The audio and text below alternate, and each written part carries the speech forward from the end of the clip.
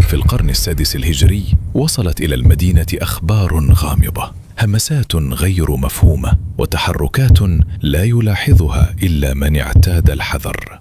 رجلان غريبان ظهرا فجأة، ملامحهما هادئة، كلامهما مليء بالزهد، وسكنا قريبا من المسجد النبوي.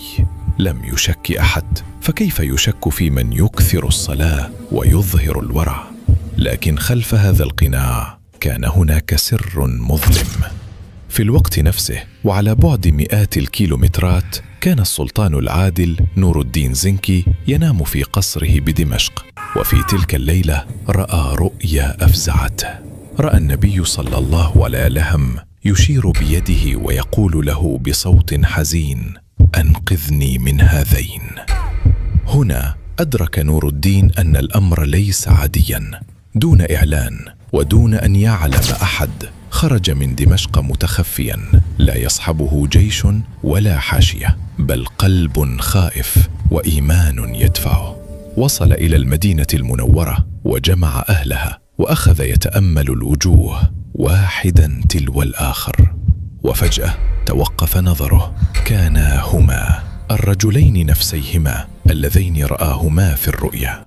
أمر السلطان بالتحقيق سرا وبتفتيش المكان الذي يسكنان فيه. في البداية لم يظهر شيء، لكن عند الحفر حدث ما لم يكن في الحسبان.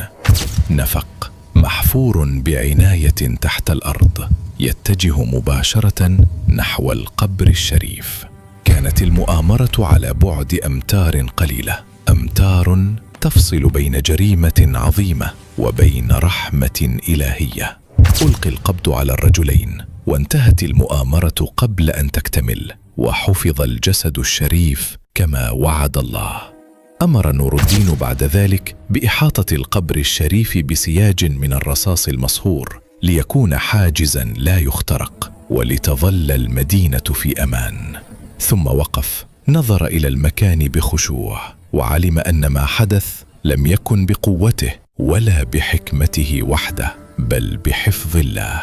وهكذا لم تسجل هذه الحادثة كمؤامرة نجحت، بل كدليل خالد أن الله يحفظ نبيه، وأن المقدسات قد تستهدف.